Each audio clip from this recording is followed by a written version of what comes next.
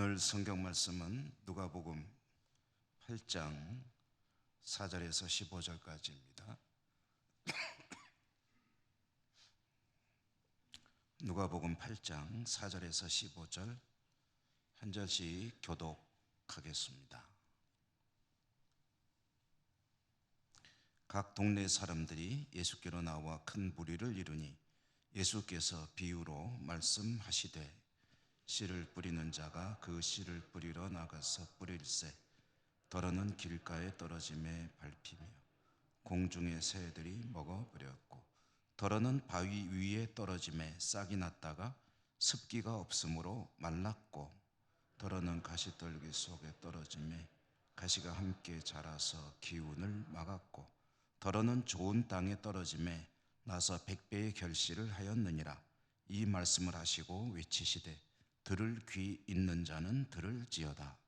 제자들이 이 비유의 뜻은 이르시되 하나님 나라의 비밀을 아는 것이 너희에게는 허락되었으나 다른 사람에게는 비유로 하나니 이는 그들로 보아도 보지 못하고 들어도 깨닫지 못하게 하려 함이라. 이 비유는 이러하니라. 씨는 하나님의 말씀이요 길가에 있다는 것은 말씀을 들은 자니 이에 마귀가 가서 그들이 믿어 구원을 얻지 못하게 하려고 말씀을 그 마음에서 빼앗는 것이요 바위 위에 있다는 것은 말씀을 들을 때에 기쁨으로 받으나 뿌리가 없어 잠깐 믿다가 시련을 당할 때에 배반하는 자요 가시떨기에 떨어졌다는 것은 말씀을 들은 자이나 지내는 중 이생의 염려와 재물과 향락의 기운이 막혀 온전히 결실하지 못하는 자요 좋은 땅에 있다는 것은 착하고 좋은 마음으로 말씀을 듣고 지키어 인내로 결실하는 자니라. 아멘. 오늘도 주님의 은혜가 여러분과 함께 하시기를 기원드립니다. 수요 성경 읽기 이제 신약 성경으로 들어오고 오늘 22번째입니다. 전체적인 흐름으로 보면은 예수님 이야기, 맨 처음에는 예수님의 이제 일종의 족보부터 시작이 됐죠. 그래가지고 예수님께서 탄생하시는 이야기, 어린 시절 이야기, 그리고 예수님의 생애, 공생애가 시작될 때 있었던 일들과 공생애가 시작되어서 어떻게 전개되고 있는지 이제 점점 진행이 되면서 예수님의 공생의 사역들은 일종의 체계화가 되어 가게 됩니다. 처음보다는 점점 많은 무리들이 따르게 되고 제자들도 임명이 되고 섬기는 이들도 좀 아주 조직적이진 않겠지만 나름대로 서로 협력해 가면서 예수님을 후원하고 돕고 오늘 우리는 8장 4절부터 읽었는데요. 1절, 2절, 3절은 건너뛰었는데 1절, 2절, 3절에 보면 12 제자들이 임명이 되고 그들이 예수님을 수행하고 그리고 특별히 예수님을 영적으로 물적으로 섬기던 여성들의 이야기가 나옵니다. 그러니까 예수님은 이런저런 여러 가지로 이제 보조 또는 서포트를 받으면서 그분의 사역을 해나가고 계셨다 하는 이제 그런 상황입니다. 그러니까 이제 공생애는 점점 더 깊어져 가고 무르익어 가는 거죠. 그런 중에 예수님께서 오늘 말씀에 보면 많은 무리들이 이제 주님을 향해 나왔죠. 점점 더 많은 무리가 모입니다. 예수님의 사역이 깊어지면서 소문은 더 멀리 퍼지게 되었을 것이고 그러므로 소문을 들은 이들이 예수님을 향해 나오는 그 숫자가 많아지게 되고 더 큰 무리가 이제 몰려다니는 그런 상황이 된 거죠. 그렇게 몰려온 군중들을 향해서 예수님께서 이제 말씀을 또 주시게 되는데 오늘 주신 말씀은 우리에게는 또 굉장히 익숙한 말씀이죠. 씨 뿌리는 비유 이야기. 일단 뭐 내용을 잘 아는 그런 스토리지만 그래도 한번 정리해 본다면 씨를 뿌리는 자가 있다는 거죠. 농사 짓는 사람이죠. 팔레스타인 땅에서 농사를 짓는 이야기인데요. 농사 짓는 사람이 이제 씨를 뿌린다 하는 것으로 이 이야기가 시작이 됩니다. 그런데 이제 제가 말로 설명을 드리는 것도 좋지만, 이제 팔레스타인에서 씨 뿌리고 농사 짓는 게 대체로 어떤 것인지 한번 영상을 제가 좀 가져왔는데요. 잠깐 영상을 한번 보시고 그리고 계속 말씀을 듣도록 하겠습니다. 대부분 지역에 농작물을 기를 수 있을 만큼 충분한 비가 오지만 대부분 돌이 많은 땅으로 땅을 갈기가 어렵습니다. 씨 뿌리기는 10월에 이른 비가 내리기 바로 몇 주간 전에 이루어집니다. 첫 번째 단계로 우선 밭에서 큰 돌을 치우는 일을 해야 했습니다. 이 돌들은 밭 가장자리로 옮겨져서 밭의 경계를 표시하는 일종의 울타리가 되었습니다. 이 돌담은 사람이나 대부분의 짐승이 들어오지 못하게 할 정도로 충분히 높지는 않았습니다. 이것은 단지 흙 표면에 있는 돌을 골라내는 편리한 방법일 뿐이었습니다. 다음 단계는 씨를 뿌리는 것이었습니다. 씨는 자루나 외투를 접은 곳에 담아왔습니다. 씨는 흙 표면에 골고루 퍼지도록 뿌립니다. 씨앗이 귀했지만 씨 뿌리는 일을 섬세하게 하지는 않았습니다. 예수께서는 씨 뿌리는 자의 비유에서 어떤 씨는 흙이 덮이지 않는 곳에 떨어질 수도 있다고 말씀하셨습니다. 어떤 씨는 밭 가장자리에 자라는 가시덤불 사이에 떨어질 수도 있고 경작을 할 수 없는 바위 위에 떨어질 수도 있었습니다. 또 어떤 씨는 반 옆에 있는 딱딱한 길바닥에 떨어질 수도 있었습니다. 그 다음 단계로 농부는 밭을 갈아서 흙이 씨를 덮도록 했습니다. 흙 표면에 씨가 남아있으면 새나 개미가 주워 먹을 확률이 높았고 먹히지 않는다고 해도 뿌리 내리기는 어렵습니다. 쟁기는 나무로 만드는데 쟁기 끝부분만 쇠로 만들어서 돌이 많은 밭도 잘 갈 수 있을 정도로 단단하게 만들었습니다. 가축으로 쟁기를 끄는데 보통 나귀나 소를 사용합니다. 목에 멍에를 매어 쟁기를 그 멍에 연결했습니다. 때때로 흙이 단단해서 갈기 힘들 경우 한 마리 이상의 가축을 부리기도 했습니다. 멍에는 대개 나무 또는 밧줄로 만들었습니다. 농부는 끝이 뾰족한 모리 막대기를 들고 다녔습니다. 이 막대기로 가축에게 방향을 지시하거나 말을 듣지 않으면 가축이 움직이도록 몰기도 했습니다. 봄이나 초여름이 수확철입니다. 보리는 밀보다 일찍 익어서 4월 말부터 거두기 시작합니다. 밀은 몇 주 뒤에야 익고 여름이 시작하는 6월부터 걷어들입니다. 밀과 보리는 성경시대의 주요 두 곡식으로 줄기 끝부분에 나달이 많이 달려 있습니다. 수확의 모든 과정은 알곡이 음식물로 사용될 수 있는 상태로 수확하는 데 중점을 두고 이뤄집니다. 곡식 알곡들은 가루로 빻아진 후에 사람들이 먹을 수 있는 음식물이 됩니다. 이것은 밭에서 곡식을 거두어서 이삭에서 나달을 떨어내고 나달의 겉껍질을 벗겨내고 최종적으로 그 나달을 갈아 가루를 내는 것입니다.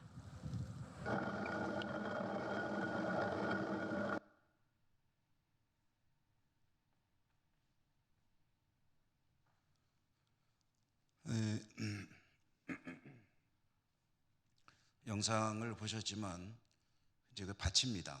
밭이 돌이 많죠. 돌이 많은데 농사법이 대체로 이제 씨를 뿌리고 먼저 씨를 뿌리고 밭을 가는 경우가 있고 또 밭을 미리 갈아놓고 씨를 뿌리는 경우도 있다고 합니다.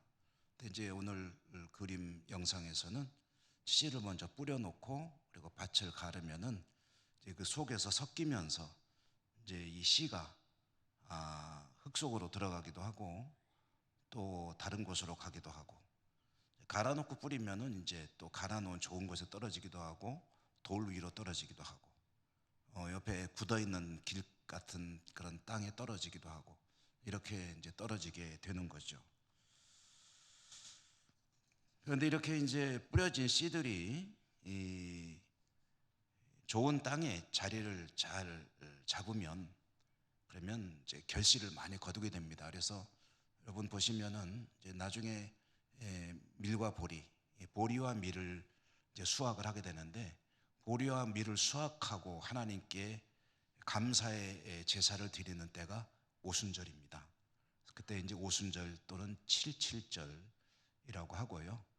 이제 가을에는 농사를 짓는데 주로 뭘 수확하냐면은 열매 농사죠. 그러니까 올리브라든가 무화과라든가 이런 것들을, 포도라든가 이런 것들을 거두는 것은 이제 주로 가을에 거두게 됩니다. 그래서 이렇게 씨를 뿌리는데 우리 같으면은 참 밭을 잘 해가지고 그렇게 심을 텐데, 저 사람들은 그냥 막 뿌립니다. 뿌려가지고 그 중에 이제 좋은 땅에 떨어지는 그런 씨들이 이제 결실을 거두게 되는 거죠. 길가로 떨어지는 씨는 그냥 죽게 되거나 새가 집어먹게 되고, 또 이런 자풀이 무성한 데 떨어지게 되면 자풀의 기운에 막혀서 역시 죽게 되고, 또 돌 위에 떨어지게 되면은 돌 위에 흙이 잠깐 있어가지고 뿌리를 내리는 듯 하다가 또 말라 죽게 되고, 그래서 씨들이 이제 제대로 이제 자라지 못하는 거죠. 이런 것들을 보면은 여러분 그런 생각 혹시 보시면서, 특별히 농사의 경험이 많으신 분들은 그런 생각을 하시지 않았을까 생각이 됩니다. 아유, 저 씨를 저렇게 막 낭비하는 거 아니냐, 허비하는 거 아니냐. 그냥 우리 개념으로는 하나하나를 소중하게 이제 땅에다가 착상을 하는 그런 개념의 농사 아닙니까? 그런데 저 사람들은 그냥 막 뿌려버리니까 어제 주머니에 담아가지고 와서, 진짜 게으른 농부들도 있다 그래요. 게으른 농부들은 어떻게 했냐면은 자기가 뿌리는 것이 귀찮아가지고 주머니를 만들어서 나귀한테 매달아 놓고 탁 때리면 마귀가 밭에서 이제 왔다 갔다 하다가 이제 흘려내리는 거죠. 그렇게 농사를 짓는 이들도 있다고 합니다. 그런데 저 팔레스타인의 저 농사법은, 농부들은 씨를 뿌리는 것을 아까워하지 않습니다. 왜 아까워하지 않을까요? 왜냐하면 그렇게 씨를 뿌려도 결국 그 나중에 추수하는 거 보셨잖아요. 결실을 거두게 되거든요. 그것도 아주 풍성하게 거두게 됩니다. 그래서 우리는 이렇게 한번 계산을 한번 해볼 수가 있을 것 같아요. 성경을 보면서 주님께서 언급하신 땅의 종류가 4가지니까 이제 계산하기 좋게 4등분을 하는 거죠. 그래서 4분의 3 길가에 떨어진 씨, 그 다음에 돌 위에 떨어진 씨, 그 다음에 가시덤불에 떨어진 씨, 요 3종류의 씨들은 결실을 맺지 못하고 다 죽어버립니다. 그러니까 4분의 3은 허비가 되는 거예요. 그런데 그 중에 4가지 경우 중에 하나, 뭐냐면은 좋은 땅에 떨어진 씨는 결실을 거두는데 몇 배로 거둔다고 했습니까? 100배로 거둔다고 했죠. 마태복음이나 마가복음에는 뭐 30배니 60배니 100배니 하는데, 누가복음엔 그냥 딱 잘라서 100배로 나오고 있습니다. 그러니까 100배의 결실을 거둔다 했으니까, 이게 제가 이제 수학으로 옛날 제가 초등학교 다닐 때 개념으로는 산수로 풀어보면은 4분의 1 곱하기 100 하면은 뿌린 것의 25배로 거두게 된다. 그러니까 이제 뿌려서 결실을 거두지 못하는 씨들이 아까울 이유가 없습니다. 이렇게 뿌려도 충분히 거두게 되기 때문에. 팔레스타인의 농사법은 이런 것이다라는 건데요. 예수님께서 이제 이 이야기를 들려주셨는데, 제자들과 군중들에게, 제자들이 그 이야기, 농사 이야기를 모르는 게 아니라 그 이야기를 통해서 예수님이 뭘 말씀하시려고 하는지를 못 알아들은 거죠. 비유로 말씀하셨기 때문에 왜 이 얘기를 하셨는지 제자들이 핵심을 짚지를 못하는 겁니다. 그러니까 이제 예수님께 질문을 했죠. 그러자 예수님께서 대답을 하시고 그 뜻을 풀이해 주신 것이 10절 이하의 말씀인데요. 이 10절 말씀을 보면은 이 말씀은 사실 좀 해석이 어려운 말씀입니다. 이 말씀의 뜻이 무엇일까? 좀 생각해봐도 뭘 말씀하려고 했는지 잘 모르겠어요. 그리고 여러 가지 성경을 해석하는 책들을 읽어봐도 좀 뭐라 그럴까? 아주 깔끔하게 아, 그런 뜻이로구나 라고 설명해주는 책이 없어요. 살 수 없이 이 부분은 각자 은혜대로 해석을 해야 되겠구나 하는 생각을 하게 되는데요. 여러분, 제자들이 그 비유의 선생님 뜻이 뭡니까? 무슨 말씀인지 못 알아듣겠습니다 했더니 예수님이 대답하시는 광경 10절 말씀을 한번 여러분 같이 읽어볼까요? 10절 말씀 읽겠습니다. 시작. 이르시되 하나님 나라의 비밀을 아는 것이 너희에게는 허락되었으나 다른 사람에게는 비유로 하나니 이는 그들로 보아도 보지 못하고 들어도 깨닫지 못하게 하려 함이라. 아멘. 자, 여러분, 이 말씀의 뜻은 조금 뒷부분에 가서 대답은 제기하는 질문에 대한 대답은 나중에 들어보도록 하고요. 우선 예수님께서 이 이야기를 하심으로 인해서 전하려고 했던 그 알맹이가 뭐냐, 내용이 뭐냐, 그것을 아는 게 더 중요하겠죠.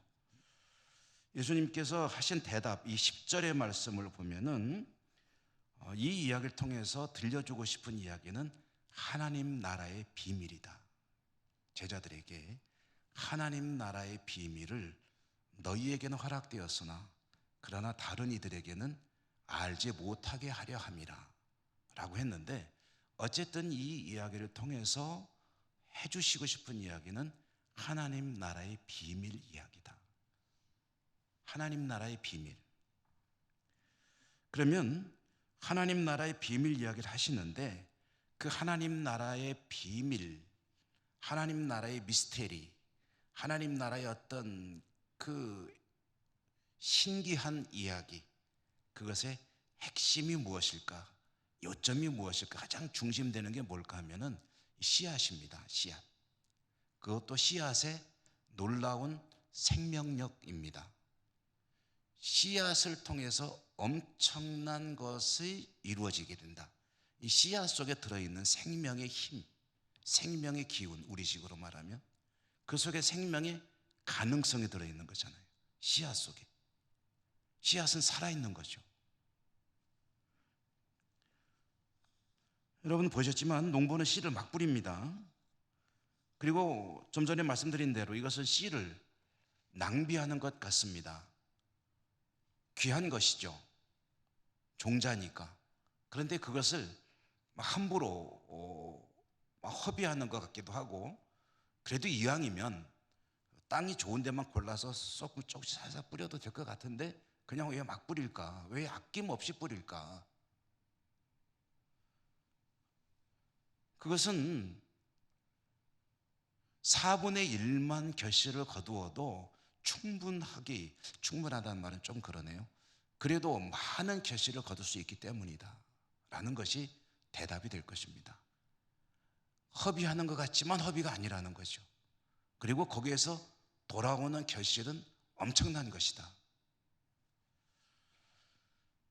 이것은 어떤 이야기냐면 하나님 나라의 일, 하나님 나라의 비밀, 곧 하나님 나라의 일이라는 것은 사람의 계산과 상상을 초월하는 것이다.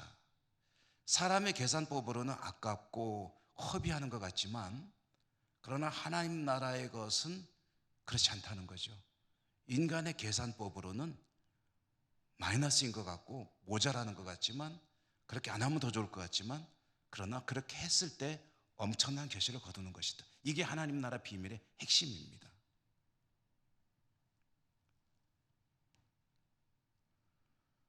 백배의 결실이라고 했는데요. 여러분 그 백배라는 말을 제가 묵상하면서 떠오르는 그런 성경 속에 다른 이야기가 하나 있습니다. 백배 하면은 떠오르는 이야기. 그것은 구약 성경 창세기에 나오는 이야기죠. 이삭의 이야기입니다. 이삭이 가나안 땅에 살고 있는데 흉년이 들었습니다. 흉년이 들었을 때 이삭은 이집트로 가려고 집을 떠났습니다. 그 아버지 아브라함도 가나안 땅에 기근이 들었을 때 이집트로 갔죠. 근데 이삭도 그랬습니다. 그런데 이집트로 가려고 길을 나섰을 때 하나님께서 막으셨습니다. 이집트로 가지 마라. 여기에 머물러라 하고, 머무르라고 한 곳이 그 지명이 그랄이라고 하는 곳입니다.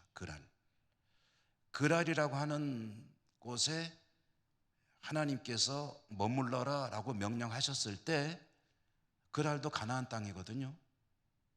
여기서 떠나야 될 것 같은데 하나님이 머물러라 하시는 거예요. 근데 이삭은 그 하나님 명령에 따라서 그랄 땅에 그냥 머물렀습니다.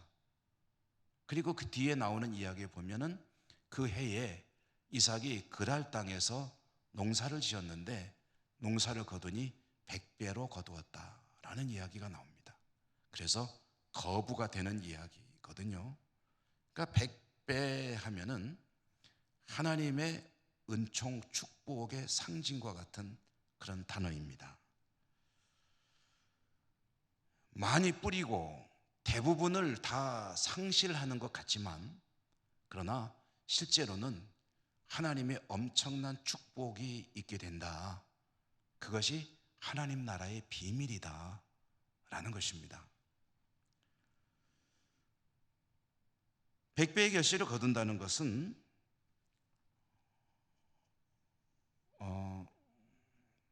여러분 100배라고 하는데 별로 감동이 안 되시나 봐요. 100배 정도로는 성이 안 차십니까? 한 10만 배쯤 돼야 기분이 좋으시려나요? 100배라는 얘기는 다른 말로 하면 풍성함입니다. 풍성함의 상징. 생명이 풍성하고 삶이 풍성합니다. 하나님의 축복이 임할 때. 그리고 이 풍성하다는 것은, 우리는 풍성하다 그러면 이제 곧 부자라는 단어와 연결이 되는데, 그런 모든 것을 다 포함해서 풍성함이 가지는 이 성경 속의 풍성함의 가장 중요한 내용은 만족입니다. 만족. 그러니까 예수님께서 요한복음에 보면 인자가 온 것은, 내가 온 것은 양으로 하여금 생명을 얻게 하고 또 풍성히 얻게 하려는 것이라. 근데 생명을 주는데 겨우 근근히 그냥 어떻게 매달려서 생명으로 나가는 게 아니라 만족스럽게, 정말 너무나 또 즐겁고 행복하게 그 생명의 삶을 누리게 하려는 것이 주님이 오신 이유이다 라고 말씀을 하시거든요. 그러니까 성경의 풍성함은 너무너무 좋은 거예요. 만족함이에요. 부자가 돼서 만족한 것도 그 일부가 될 수 있겠지만 그게 다가 아니에요. 그거보다 훨씬 더 아주 고차원적인 개념입니다. 내 마음속에 항상 기쁨이 있고 즐거움이 있고 평화가 있고, 그런 모든 것들이 주어진 그것을 다른 말로 하면 하나님의 샬롬이라고 하거든요. 샬롬. 성경이 말하는 풍성함은 내게 주어진 완벽한 기쁨, 즐거움, 만족함을 의미하는 것입니다.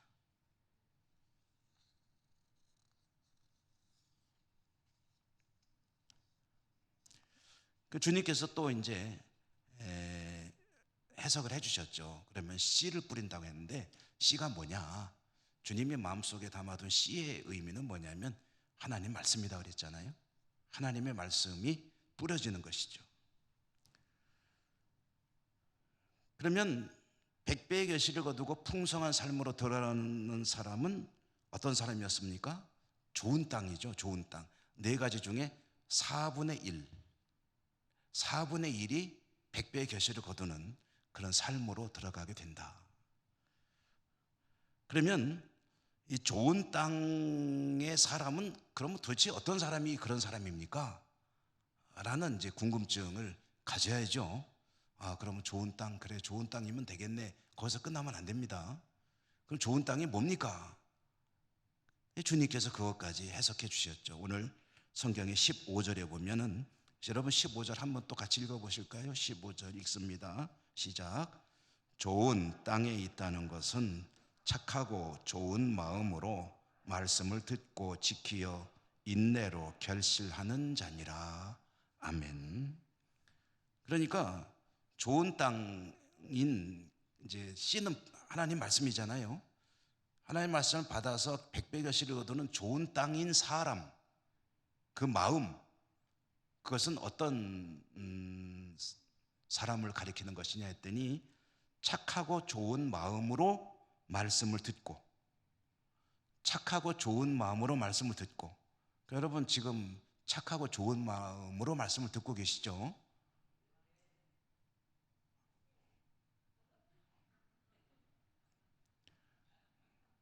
피곤하시면 주무셔도 돼요. 그거하고 착하고 좋은 마음하고는 뭐 직결되는 건 아니에요. 피곤하시면 뭐 얼마나 피곤하시겠어요. 하루 사시고 오시면은. 그런데 뭐 교회에 오셔서 말씀 들으면서 편안하게 앉아가지고 참 주님을 만나는 꿈을 꾸는 것도 괜찮죠. 그런데 착하고 좋은 마음으로 말씀을 듣는 것. 두 번째로는 뭐냐면 인내로 결실하는 것. 두 가지가 좋은 땅의 요건입니다. 그러니까 나에게서 하나님 말씀이 백배의 결실, 정말 풍성한 삶으로 나가게 하는 사람은 어떤 사람이냐? 하나님 말씀을 들었는데 그것을 착하고 좋은 마음으로 받고, 그리고 인내로 그 말씀을 견뎌내는 사람, 이 사람이 백배의 결실을 거두는 사람이다. 그러면 또 이제 여기서 우리는 끊임없이 탐구해야 합니다. 착하고 좋은 마음이란 건 뭘까? 착하고 좋은 사람이면 되는 것인가? 남한테 해코지 안 하고 남들 미워 안 하고 선하게 살아가는 사람이 착하고 좋은 마음인가? 하면은 뭐 그러면 더 좋겠지만 여기서 말하는 착하고 좋은은 그런 뜻은 아닙니다. 여기서 착하고 좋은 마음이라는 것은 다른 말로 옮기면은, 이해하기 쉽게 말하면 겸손입니다. 겸손. 착하고 좋은 마음은 하나님의 말씀 앞에 겸손한 사람, 겸손한 자세. 그러면 여러분 겸손이 뭐겠어요? 하나님 말씀을 듣고 겸손하게 받는 사람은 어떤 사람이겠습니까? 그 말씀이 진리이고 거기에 대해서 어떤 의혹이나 다른 것들을 제기하지 않고 순전하게 그대로 받아들이는 것이 겸손한 자세겠죠. 왜냐? 하나님 말씀은 진리니까. 하나님 말씀이 맞으니까. 하나님 말씀이 맞을 수도 있지만 아닐 수도 있잖아 그러면은 그거는 자기하고 하나님 수준을 거의 비슷하게 놓는 거죠. 그런데 하나님은 반드시 오르시고 내 생각보다 항상 높으시고 마치 하늘이 땅보다 높은 것 같이 그런 것이라고 인정한다면 하나님 말씀에 대해서는 이의를 제기하지 않겠죠. 그게 착하고 뭐였었죠? 좋은 마음, 곧 겸손한 그런 자세를 의미하는 것입니다. 그런데 이제 문제는 사실 그러고 싶지만 그러는 게 쉽지가 않다는 거죠. 또 그렇게 하려고 했는데 하다 보니까 하나님 말씀대로 따라서 하려고 하다 보니까 내가 바보 같은 거예요. 사회에서도 그렇거든요. 심지어는 교회에서도 하나님 말씀대로 따르는 삶을 최대한 살아보려고 했더니 사람들이 나를 우습게 보는 것 같고, 괜히 힘든 건 나만 하는 것 같고, 나만 바보가 되는 것 같아. 내가 살아가는 그 삶의 현장에서. 직장 가서는 뭐 그러면 큰일 나죠. 얼마나 치열한 생존 경쟁의 현장인데, 사업하면서 그렇게 하겠다는 것은 그야말로 순진한 생각이겠죠. 근데 믿음의 공동체인 교회에서도 때로는 그런 일이 발생할 수가 있다는 거죠. 제가 한 두어 차례 말씀드렸지만 우리 한국의 교회의 성자로 추앙받는 한경직 목사님 은퇴하시고 남한산성에서 집거하셨잖아요. 교회에서 이제 아담하게 이제 집을 마련해드리고 다 했는데 어쨌든 거기서 그냥 검소하게 지내신 거죠. 이제 후배 목사들이 얼마나 많이 찾아가겠습니까? 근데 그런 일화가 있잖아요. 후배 목사들이 찾아가가지고 아유 목사님 건강은 좀 어떠십니까? 그리고 이제 이런저런 이제 안부도 여쭙고 또 선물도 좀 이렇게 드리고 하다가 후배들에게 좀 조언을 좀 해주시오 했더니 그때 하셨다는 말씀 제 마음속에도 콱 박혀있는, 제가 직접 들은 건 아니고 책을 통해서 보았지만 네, 목사님들 예수님 잘 믿으시오. 예수님 잘 믿으라고.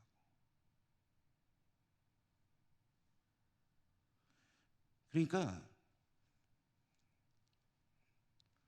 그 말씀대로 산다고 해보니까 너무 막 속 터지는 일이 많은 거예요. 내가 막 손해만 보는 것 같고 맨날 양보만 하다 보니까 사람이 바보가 되는 것 같고.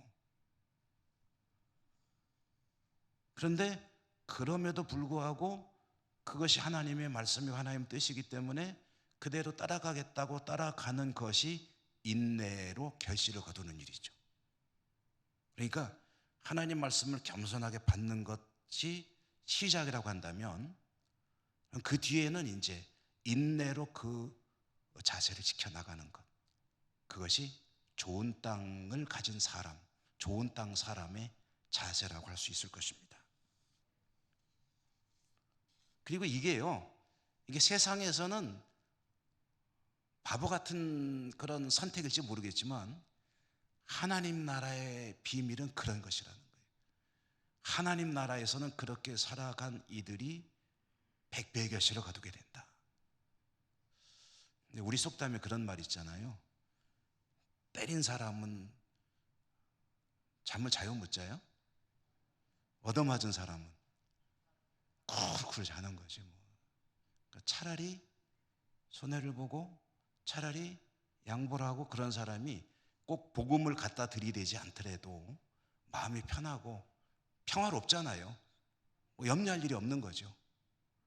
그러니까 주님 말씀을 따라서 겸손하게 그 말씀대로 살려고 하다 보니 인내할 일이 많은데 결국 인내하고 견뎌낸 사람들은 천국의 삶을 산다는 거예요. 그러면 그의 삶의 가장 중요한 핵심이 뭡니까? 만족이죠, 만족. 주님의 평화가 늘 가슴 속에 있고, 그리고 주님이 그렇게 살아가는 하나님 백성을 버리시겠습니까? 돌보아 주시겠죠? 하나님의 은혜가 늘 함께하는 복된 삶을 살아가는 것, 그것이 하나님 나라의 비밀이라는 거예요.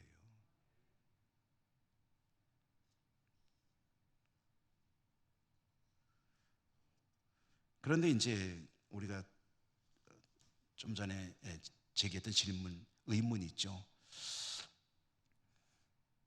하나님 나라의 비밀을 가르치기 위해서 비유로 말씀하셨는데, 그런데 제자들에게 하시는 말씀은 너희에게는 허락되었으나 다른 사람들에게는 깨닫지 못하도록 하기 위해서 비유로 이야기했다 라고 주님 말씀하셨거든요. 여기서 가장 그 걸리는 대목이 어디냐면은 다른 사람들은 보아도 보지 못하고 들어도 깨닫지 못하게 하려고 비유로 이야기했다 라는 이 말씀이 도대체 무슨 뜻일까? 이 대목을 아하 하고서 정말 무릎을 치게 만드는 그런 자료도 책도 제가 좀 많은 책들을 뒤져봤는데 못 찾겠어요. 어디에도 안 나와 있어요. 해석해 놓은 것이 여전히 의문투성이들이에요.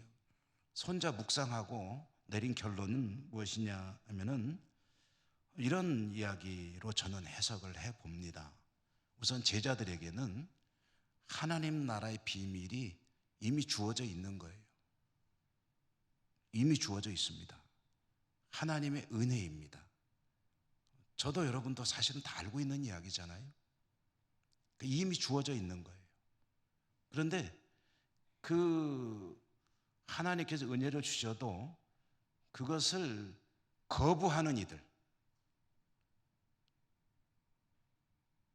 복음을 전해도 복음을 받아들이지 않는 이들, 주님을 아무리 잘 전하고 같이 믿음 생활하기를 소망하면서 전도를 해도 계속해서 튕기는 이들, 결국 하나님이 주신 은혜를 거절하는 이들은 사실은 이런 말씀을 아무리 해 주어도 듣지를 못하는 거죠. 깨닫지 못하는 거죠. 그리고 결국은 심판에 처해지게 되겠죠. 따라서 이 이야기는 복음을 아무리 전해도 받아들이지 않는 완고한 사람들에 대한 이야기이다. 그러므로 하나님의 말씀 받아들인 사람들과 그렇지 않은 사람들의 일종의 차별성을 이야기하는 대목이다. 주님께서 일부러 복음을 알아듣지 못하게 비비 꽈가지고 그래가지고 알아듣지 못하게 깨닫지 못하게 전한다는 것은 말이 안 되잖아요. 그러니까 그런 뜻은 아니다라는 전제에서 보면은 결국은 받아들이지 않는 이들의 돌같이 굳어있는 마음에 대한 표현이다라고 해석하는 것이 적절하지 않겠느냐 하는 생각을 해봅니다. 어쨌든 하나님의 말씀이 전해지는데, 그런데 전해지는 사람의 종류가 네 가지가 있다고 할 경우에 결국 이 네 종류의 땅의 이야기는 말씀에 대한 자세 이야기입니다. 말씀에 대한 자세. 길가가 있고 돌이 있고 가시덤불인데 이 사람들에게도 씨는 뿌려졌어요. 여러분, 좋은 땅에는 정성껏 심었고 가시덤불에다가는 확 뿌려버렸습니까? 아니잖아요. 똑같이 말씀이 전해졌잖아요. 보셨잖아요. 그리고 게으른 사람은 나귀 엉덩이에다 매달아 놓는다고 했지. 나귀가 좋은 땅에 가면 정성껏 살살 뿌리고 돌밭 가면 휙 하고 엉덩이질해서 뿌리고 그러겠습니까? 아니잖아요. 말씀은 똑같이 전해지는 거예요. 똑같이 전해지는데 길가, 곧 마음이 굳어 있고 그리고 마귀의 생각에 사로잡히게 되면 그건 그냥 바로 빼앗겨 버리는 거예요. 전해진 말씀이 돌 위 잠깐 은혜를 받는 것 같지만 그 말씀의 은혜를 깊이 뿌리내리지 못하는 이들은 호로록 하고서 잠시 은혜 받은 듯 했다가 순식간에 신앙을 잃어버리고 교회를 떠나버리기도 하고요. 다음에 가시덤불은 뭐라고 했습니까? 여러 가지 근심, 걱정, 염려, 또 욕심, 이런저런 여러 가지 욕망, 수많은 말씀에 뿌리내지 못하게 하는 것들에 얽히고 설켜가지고 결국은 말씀을 잃어버리는 자들이라고 해석을 해주시잖아요. 그러므로 여기서 중요한 것입니다. 말씀을 듣고 있는 게 중요한 게 아니라는 거예요. 대단히 죄송한 말씀이지만 여기에 앉아 있는 게 중요한 게 아니라는 거예요.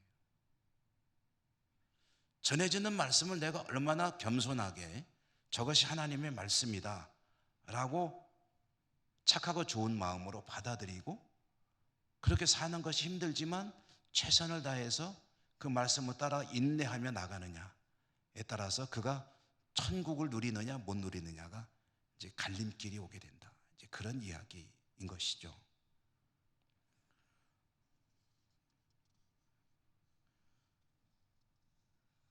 하나만 더 말씀드리고 마칩니다. 8절에 보면 마지막에 귀 있는 자는 들을지어다 라고 했습니다.